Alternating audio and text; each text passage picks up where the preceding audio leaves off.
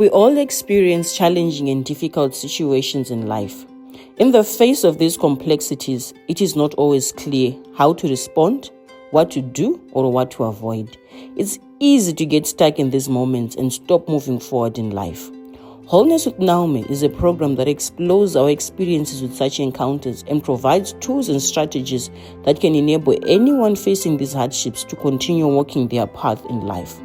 We can't wait to meet you on this journey. Tune in, your life is about to change for the better. Welcome to our show, Wholeness with Naume, where we talk about different life situations that we encounter, and more importantly, tools that you can use to be able to navigate through those different and sometimes difficult life situations.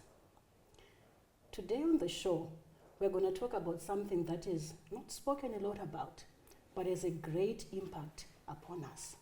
Today we're talking about trauma. Joining me in the studio is Mr. Ndai Chimtashu, who is a clinical psychologist in training. Welcome, Mr. Ndai. Thank you so much, Naume. Thank you. It's good to have you on the show today. Thank you. I appreciate that. Do take us through. Okay. What is trauma? Why is it important to talk about trauma? Oh, all right. So I'll just start by defining what trauma is. And trauma is an experience that individuals could have that is very distressing, very stressful, and that they're not in control of, and that greatly impacts their life. Trauma can happen to someone whilst they're very young as a child, and can, eventually just impact them as an adult. So it's something that can be ongoing, that, it's set off whilst they're young, but then it then comes out more and impacts them as an adult. So it's very important for people to know about it so that they can find ways to just manage it and somehow heal from the experience that caused this trauma. Thank you. Thank you so much, Mr. Ndai, for that. Welcome. For that definition and introduction to what trauma is. Just help me understand, Mr. Ndai. Okay. So even as an adult, you can undergo trauma. It's not only when you're a child. Yes. At any stage of your life. Yes. Okay. Yes. Thank you. I'll start off with as a child. Okay. You can experience trauma in different instances. For some, children can experience it through poverty, experiencing poverty as a family. That is, maybe your parents were unable to provide for you, or maybe you actually growing up as an orphan, and you have no one who's actually there or available to provide for you. So especially with the HIV pandemic, when it started off in Zimbabwe, in Africa, you had a lot of child-headed homes, That's something that was there. Yes. And unfortunately, it's still there, but maybe not entirely because of HIV. But we still have some children who are raising themselves and unfortunately who are in dire poverty, right? And some then eventually have to go from relative to relative and they're separated as siblings. So that can also be something that's traumatic, for children. And it's different things. Some children have grown up in a time where there was war in their country, or there's a natural disaster, and they experienced that as a child. And then for other people, they experience it as an adult. For instance, you grew up in a very healthy family or in a healthy environment. And then, unfortunately, you experience rape. Okay. So at this college. Is sexual abuse? Yes, this is sexual abuse, or even an abusive marriage or an abusive partner, and or even the natural disasters, or even experiencing poverty as an older person. So it's something that is not age sensitive. Okay. Yes, so it will impact anyone at whatever stage of life they are at. In other words, we are saying a dysfunction in the normal family setup. Yes. Any event that causes that breaks that normal functioning of a family brings about trauma. It's very important for people to understand out there that trauma is very personal. So what is traumatic for me may not be traumatic for you, and for everyone else. So you have a lot of people that you brought a dysfunction within the family. Let's say growing up in a broken family. For some people, they were not traumatized by that. But for some people, it really traumatized them, maybe because of certain events that happened within that happening or instance. And then for some, we're all wired differently, emotionally, mentally. So how we take things, how we react, and how we cope with different situations is all different, for each and every person. And some people are traumatized, more than other people, and some are just not.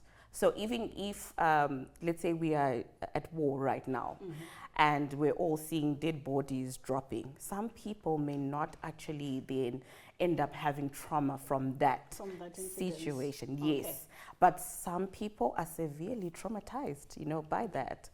Some people just naturally have natural ways of coping. So we're all affected by life differently.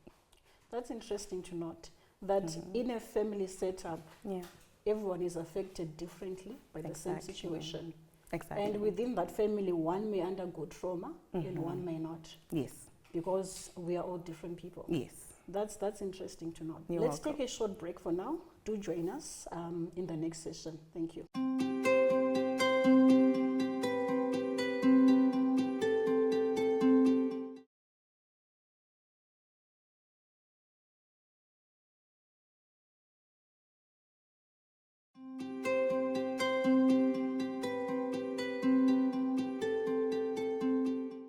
Welcome back to our program, Wholeness with Naume. Before we went on a short break, Mr. and I were talking about trauma. Yeah. How do I identify that I underwent a traumatic event? Is there anything that you can see that says I've gone through something which was traumatizing? Okay. So like I had said earlier on, that trauma being something that is personal to each and every individual. So as an individual, you realize that you're not coping with life. Okay. Right. Number one, you're not coping, you're not able to function with life. And then you keep having those instances or images that keep intruding of the event. And then they could also come not only as images, but just as thoughts as well, that keep reenacting themselves intrusively without you wanting to think about them. And they just affect you. So you could be doing anything, during the day, whether it's at work, and then you have that thought, that image come through of maybe that rape that you experienced, or certain situations, or an abusive stepmother, and it reenacts itself, and then you can get into a place where now you have symptoms of anxiety coming through. We're talking about the sweating, the losing breath, you're out of breath, and all that, and you just realize that no, you know what, I'm not coping with that situation, and I'm not functioning as an individual. So you could have instances where someone was probably, let's say, involved in a car accident, right? And now just the sound of a car screeching or wheel screeching can actually just be an onset of, a mental breakdown. So we have a lot of mental breakdowns with people that have experienced trauma. So anything that just reminds you of that experience that you experienced, which could be even the setting, the place, a color, like the example that I was giving of the wheel screeching can just set you off, and you're literally just having a total mental breakdown. And those are the signs that show you that no, you actually did experience trauma. As you're sharing, I'm just also reflecting on it, and I'm actually realizing that there are certain moments that what I was going through at a certain point was actually trauma, and I didn't know it. Exactly. I read a book by Oprah Winfrey. The book is called What Happened to You. One of the things that was mentioned, it was talking a lot about trauma. And then it's an example that I just want to add on. There was a child who was sexual abuse growing up. But he was being triggered, and they couldn't identify what's triggering him. There were moments where he was getting panic attacks. And at some point they realized that the scent that one of the nurses, the fragrance of perfume that she put on, was something that reminded him of someone who sexually abused him. And I love that you brought that up, because that is exactly what, as a clinical psychologist in training, we see a lot with, the clients and the patients. I had a patient who experienced a trauma, with the heavy rains that happened. I think that was about 3 years ago, if I'm not mistaken. Yes. So just speaking to the headmistress of this boy, and she was just telling me that, every time they would tell him maybe tuck in your shirt, he would just burst out, in anger and almost want to, beat the teachers up. And they thought, no, this is just someone who's just, not listening, just being disobedient. And, they kept pressurizing. But after having some conversations, the headmistress then realized, no, he was associating the tucking of the shirt with an image that he last saw because he was stuck for a while, during these floods. And the last image he had for, whilst he was stuck for hours was his teacher who had been killed, and he was lying there. And all he could see was the teacher's waist, so the belt area.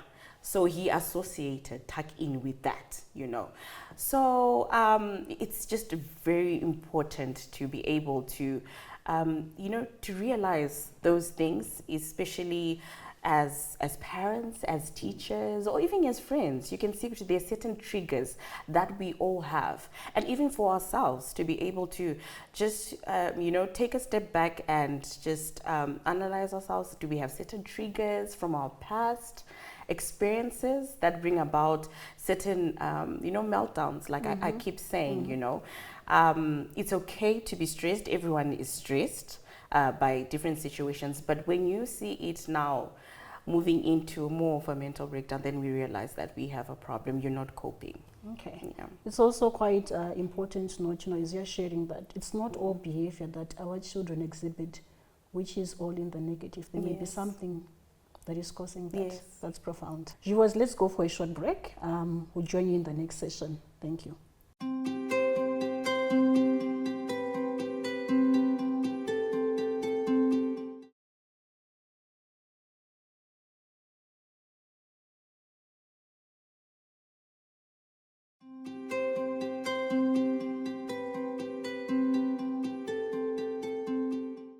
Today on the show, we're talking about trauma with Mr. Ndaichi Mtashu, who is a clinical psychologist in the training. She has shared a lot on what trauma is, its effect, and the impact that it can have on us, either as children or as adults. Now we want to talk about tools. We have identified that I have undergone trauma. So what should I do? What can I use? Is there any hope for me? Can I live a normal life? I think these are questions that are coming to my mind, and I also think those are the questions that our viewers also have. I think with most mental health conditions, because trauma is a mental health condition, yes, it's very important to understand that. I know a lot of people downplay it, and a lot of people throw the word around. But it's very important for people to realize that you can survive, you can thrive, even after a traumatic experience. And there are certain tools that everyone could use. I think the first one that I really appreciate is mindfulness. Okay. Yes. So what do I mean by mindfulness? I mean that you have experienced a traumatic event. It's very important for you to appreciate that you've experienced it. Okay. Because a lot of people like to somehow more like shrug it or just sweep it under the carpet, and that impacts people very negatively. Okay. Yes. So it's very important to be very mindful of yourself and to understand that you experienced that traumatic event. It's very personal to you, and that it wasn't your fault. Okay. Yes. So once you are mindful to your traumatic event, your feelings, and just the thoughts that come through, then you are then able to seek out help, which could be through a therapist. Okay. Yeah. So just hold on, Tendai. Right. In summary, what you're saying is that I should be aware, Yes. and accept that this has happened to me. Yes. Yes. Okay. Yes. Because not accepting and almost blinding yourself from what happened to you will it will impact you negatively, because now you have certain memories that, like I was saying, keep reenacting, right? And those will affect you. But when you accept that this is what's happened to me, I'm not saying own it for the rest of your life, but more of it gives you then power over that to say, I can do something about it. Okay. You know, because we have noticed that when people do not accept that certain things have happened to them, or they have this condition, it's almost like a heavy, you know, burden over your shoulders. So it's almost like you're removing power from that trauma, that event that happened, that experience that happened, and allowing and accepting, no, the reason why I feel like this, or the reason why I'm triggered by this, or experiencing life this way, is because this happened to me. Okay. So it's more like you're removing power from that event and giving yourself power to then take steps forward, to then get the much needed assistance that you need. So after you are mindful of yourself, then you are able to seek out help, which could be through getting a therapist. Okay. Yes, who offer you psychotherapy and psychoeducation into Okay. why you are feeling this way, why you're triggered by certain situations. And like I said, it could be a color, it could be a place that reminds you of certain things. So for some people, going kumosha is a non-starter, because it reminds them of that traumatic event, which could be poverty, which could be rape, which could be anything really. Okay. Yes.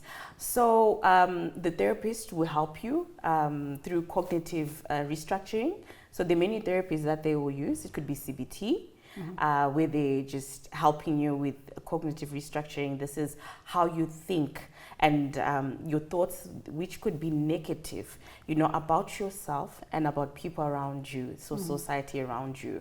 So once they're able to restructure that, then you see the life and the world differently. You know, you're able to cope better. And then there are certain simpler techniques that you could actually use whilst at home if you can't afford a therapist, like, you know, the relaxation techniques. So it's like taking deep breaths, because we're saying when someone has experienced trauma, it can then actually then go on to then developing into PTSD, which is post-traumatic disorder. So you're having your panic attacks, you're having your anxieties and all that. So you need to be able to identify that, okay, I've just been triggered and I'm about to have a panic attack right now, or I'm having a panic attack. And you're able to then bring yourself to that place in which you can relax. So you have your relaxation techniques, like, you know, taking your deep breaths, being able to meditate. So meditation is very important. As you're talking about meditation, Tendai, can you just maybe explain a little bit further on that? I think what most people may have of meditation is something which is totally different. What we used to watch on the TV, what meditation was someone going into a solitary place, sitting in a certain position and being quiet. Is that what you're referring to? Okay, so it could actually be that. Okay. Yes, could actually, so meditation is mainly being able to find yourself in an environment in which you can relax, and not necessarily be by yourself, but where you can get into a zone where you are most relaxed, and you can actually shut the rest of the world out and think on something that brings you peace, something that brings you joy. So it could be a memory of your mom, maybe making you the most loveliest of muffins, and you're meditating on that. It could actually be of a fountain, you know, just that sound of water, just, you know, gushing down. So it's different things. So it's not necessary. I've seen people who can meditate in groups. So it's not necessary that you have to be by yourself or anything like that. And you don't have to be in a specific position. So you can actually meditate whilst on the bed, you know, whilst lying down on your bed or sitting on a couch, and you're just taking some time out to just relax and, you know, ponder on things that bring you peace. Okay, Yes. that's good. Yes. So That's also good, thank you. exercise helps as well, because our body naturally brings out happy hormones when we work out. They do. Yes. So we've got our dopamine, serotonin, that is then brought out when we work out. I know a lot of people think, exercise, it's painful, you're feeling pain. But we found that when many people actually take time to just work out, you know, they feel like they actually have energy for the rest of the day. It calms them down, especially when they feel like they're about to have a panic attack or when they're feeling very triggered, you know. You get to use that negative energy on something very useful for your body. So you're converting and channeling the energy. Exactly. You could put it that way. And which is very important because different situations bring about different energies, right? So we're saying trauma, you're bringing about traumatic energy and the energies that come with that, and being able to channel that to something else. So it's good to find something that brings about that happy place. So it could be you actually watching a comedy. Okay. So you're finding different things that help you manage that, because you need to find coping skills with what you've experienced. And for some people, it's actually just sitting down and having a conversation like we are. You know. I actually wanted to bring that point, and I think I'll just also just bring it in. Okay. I want you to also just talk about the importance of relationships. One of our values, as you know, as I would say Zimbabweans or Africans, is family. To what extent does relationships have like as an impact upon your journey through trauma and coming out of it? Okay. So it has such a great impact because we are naturally, as human beings, we're very relational. So you need that. And it's never advised for someone to go through trauma or any other mental health condition. You need a support structure that will just assist you through that journey. So when you are feeling really down or weak, just having people around you who can actually know that, okay, so these are the signs of maybe Tendai beginning to get into that mode, and then they're able to quickly assist you and help you to come out of that. It means now you're not going to go into that full-fledged panic attack, you know, because you have that support structure. Yes. And then you also have that support structure to also, you know, just to help you feel good.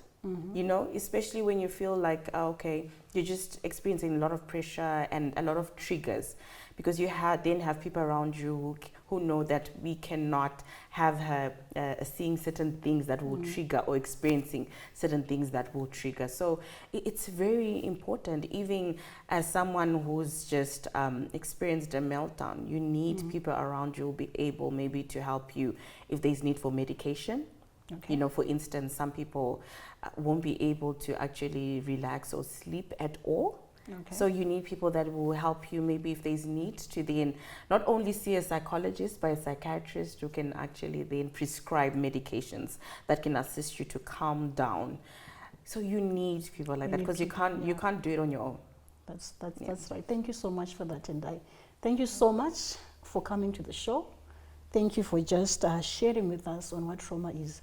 You know, I've heard so many people, I know you could be watching the show, so many people were disappointed in relationships. Keep on looking for the right ones. It's not a reason to say I don't believe in friendships, I don't believe in relationships because I was hurt once before. Keep on looking for those places which are safe for you. As humans, we thrive best when we are in relationships, when we have a support system around us. It's very important, especially when we're talking about issues pertaining to trauma. You do need people around you that will be able to walk with you down this journey. Thank you so much, Ms. Tendai. Any words that you have for our viewers, the last words that you have for our viewers today? Okay. Thank you so much, Naume, for having me here. And I'd just like to say to our viewers out there that it is not your fault that you've experienced this trauma. It's not the end of your life, that there is help out there. And it's very important for you to have people around you who can support you, because it's not something that you want to go through in life alone and shouldn't have to. Thank you. Thank you. Thank you so much, Tendai.